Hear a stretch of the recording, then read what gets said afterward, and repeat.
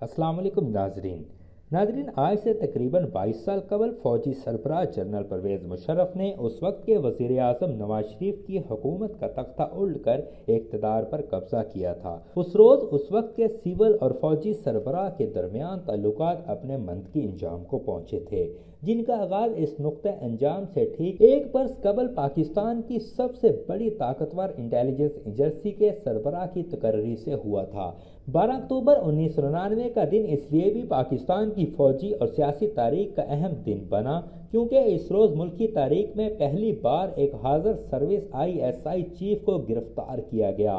Lieutenant general Ziauddin Bhatt को 12 अक्टूबर 1999 को DG ISI के तौर पर गिरफ्तार करने वाले अफसर का नाम जनरल शाहिद अली था, जो उस वक्त आर्मी की लेजेंडरी 111 ब्रिगेड के बटालियन कमांडर थे। जनरल परवेज़ मुशर्रफ की किताब in the line of fire के मुताबिक कर्नल शाहिद अली वो शख्स थे जिन्होंने 12 अक्टूबर 1999 की शाम को फौजी बगावत का आगाज़ किया था। उन्होंने अपने दोस्तों के हमरा वज़ीर आज़म हाउस का कंट्रोल संभाल लिया था। नवाज शरीफ और इनके हमरा इस शख्स को गिरफ्तार कर लिया गया था जो हाजिर सर्विस DG ISI थे और जिन्हें नवाज शरीफ ने आर्मी चीफ तैनात किया था। फौजी बगावत से कबल लेफ्टिनेंट जनरल ज़ियाउद्दीन ने 1 साल तक DG ISI के तौर पर फ़राइज़ सर अंजाम दिए थे। DG ISI के तौर पर तैनाती और लेफ्टिनेंट जनरल ज़ियाउद्दीन फौजी हलकों में एक ऐसे जनरल के तौर पर मशहूर हो गए थे कि जिनका नवाज शरीफ से खून का रिश्ता है। जनरल परवेज़ मुशर्रफ GHQ में इन्हें चीफ ऑफ जनरल स्टाफ लगाना चाहते थे। इक़्तिदार पर कब्जे के बाद परवेज़ मुशर्रफ अपने दोस्तों से ये मजाक करते थे कि 1998 में चीफ ऑफ आर्मी स्टाफ बनने के बाद जैसा कि उन्होंने सोचा था कि वो जनरल ज़ियाउद्दीन को चीफ ऑफ जनरल स्टाफ और लेफ्टिनेंट जनरल अजीज खान को DG ISI लगाएंगे। परवेज़ मुशर्रफ कहते हैं कि अगर मेरे मुताबिक ये तकर्रियां हो जाती तो नवाज शरीफ मुझे हटाने की कोशिश करते तो ये कोशिश कामयाब हो जाती। नवाज शरीफ ने जनरल ज़ियाउद्दीन को DG ISI बना दिया, जिसके नतीजे में मुशर्रफ अपने साबका ISI के करीबी समझे जाने वाले साथी लेफ्टिनेंट जनरल अजीज खान को चीफ ऑफ जनरल स्टाफ लगाने पर मजबूर हुए। मुशर्रफ के मुताबिक चीफ ऑफ जनरल स्टाफ एक कलीदी मनसब था जिसकी बिना पर 12 अक्टूबर 1999 की शाम वज़ीर आज़म नवाज शरीफ की परवेज़ मुशर्रफ को चीफ ऑफ आर्मी स्टाफ के ओहदे से हटाने की कोशिश नाकामी में बदल गई।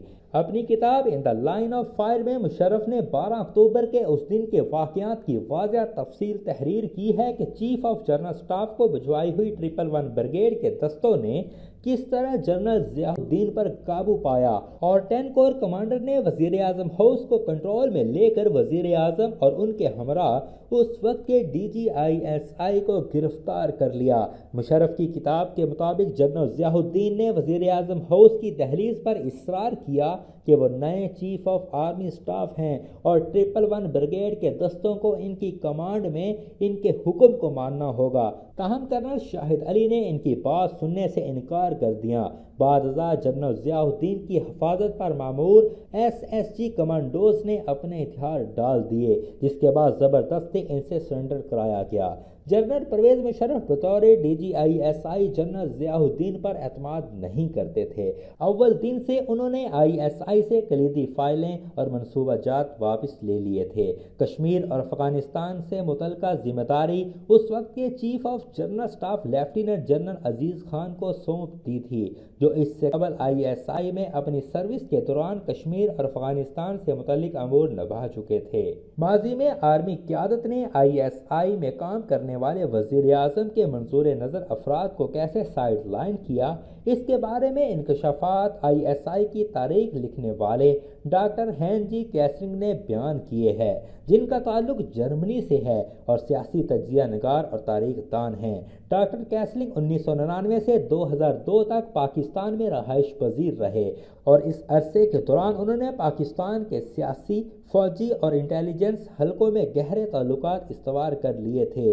The ISI of Pakistan faith, unity and discipline के इनवान से इनकी किताब 2016 में शाया हुई। डॉक्टर कैसलिंग ने अपनी किताब में इंकशाफ किया कि जनरल ज़ियाउद्दीन वज़ीर आज़म के नहायत करीब आ गए थे। اور نہ صرف ملک کے اندر بلکہ بیرون ملک دوروں میں بھی وزیر اعظم کے ہمراہ ہوتے تھے۔ GHQ کو اس پر شک ہو گیا اور اس نے جنرل ضیاء الدین کو نظر انداز کرنا شروع کر دیا۔ آرمی نے بطور ادارہ جنرل ضیاء الدین بٹ کے بارے میں 3 تحقیقات کرائیں، مگر بعد ازاں انہیں ان الزامات سے بری کر دیا گیا کہ وہ chief of army staff general Pervez Musharraf کو برطرف کرنے کی وزیر اعظم کی منصوبہ بندی یا سازش کا حصہ تھے۔ 1999 میں فوجی بغاوت کے بعد جنرل پرویز مشرف نے اقتدار کی بھاگ دوڑ بطور چیف ایگزیکٹو سنبھال لی اور اکتوبر کی بغاوت سے پہلے آرمی چیف اور وزیر اعظم کے درمیان تعلقات میں خرابی میں انٹیلیجنس چیفز کے کردار کی تحقیقات کا حکم تھا۔ یہ تحقیقات ایک لیفٹیننٹ جنرل نے کی تھیں جو فوجی حکومت کے ابتدائی برسوں میں مشرف کے سیکریٹریٹ کا حصہ رہے۔ اس تحقیقات سے پتہ چلتا ہے کہ DGISI اور انٹیلیجنس بیورو کے ڈائریکٹر دونوں ہی وزیر اعظم اور آرمی چیف کے تعلقات کی خرابی کے ذمہ دار تھے۔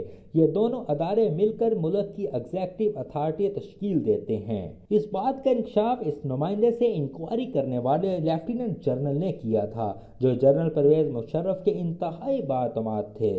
نواز شریف نے جس دن سے ضیاء الدین کو DGISI مقرر کیا تھا اسی دن سے وہ مشرف کی نگاہوں میں مشکوک ہو گئے تھے۔ اپنی کتاب میں انہوں نے ذکر کیا کہ مسز ضیاء الدین آرمی کے عوامی اجتماعات میں اپنے خاندان کے بارے میں کیسے مشکوک انداز میں گفتگو کرتی تھیں۔ ناظرین، سابق صدر جنرل ضیاء کے دور کے بعد میں DGISI کی تعیناتی آرمی چیفز اور اس وقت کے وزرائے اعظم کے درمیان وجہ تنازع بنتی رہی ہے۔ اس مسئلے کی بنیاد کسی قانون کا نہ ہونا ہے جو ذمہ داری کا تعین کرے کہ یہ تقرری وزیر اعظم نے کرنی ہے یا آرمی چیف نے۔ عام طریقہ کار کے مطابق وزیر اعظم DGISI کے عہدے پر تقرر کرتے آ رہے ہیں، لیکن چیف آف آرمی اسٹاف کا کردار DGISI کو چننے میں قطعاً معمولی نہیں ہے کیونکہ آرمی افسران بالآخر آرمی چیف کی کمان میں کام کرتے ہیں۔ ناظرین، یہ امر باعث حیرانی نہیں ہے کہ عمران خان کی حکومت میں نئے DGISI کی تعیناتی کا مسئلہ تاحال حل نہیں ہو سکا کہ سبق دوش DG لیفٹیننٹ جنرل فیض حمید کی جگہ کون آ رہا ہے۔ ISPR نے لیفٹیننٹ جنرل ندیم انجم کو بطور نئے DGISI کی تعیناتی کا اعلان کیا ہے، تاہم ابھی تک اس تقرری کا باضابطہ نوٹیفکیشن جاری نہیں ہو سکا۔ وزیر اعظم سے منسوب یہ بات اسلام آباد کے سیاسی حلقوں میں عام سنی جا رہی ہے کہ وہ سبق دوش DGISI لیفٹیننٹ جنرل فیض حمید کے ساتھ کام کرنے میں زیادہ سہولت محسوس کرتے ہیں اور وہ چاہتے ہیں کہ فیض حمید ہی اس عہدے پر کام جاری رکھیں۔ فوج کے اندر معمول کے تقرر اور تبادلوں کا اعلان کے تحت DGISI کی تعیناتی سے یہ حقیقت بھی عیاں ہوتی ہے کہ طریقہ کار میں معمولی تبدیلی آئی ہے۔ ISPR کے جاری کردہ پریس ریلیز میں DGISI کا تقرر کرنے والی اتھارٹی کے نام کا ذکر نہیں کیا گیا۔ پریس ریلیز میں یہ بھی ذکر نہیں کیا گیا کہ کس نے DGISI کو تعینات کیا ہے۔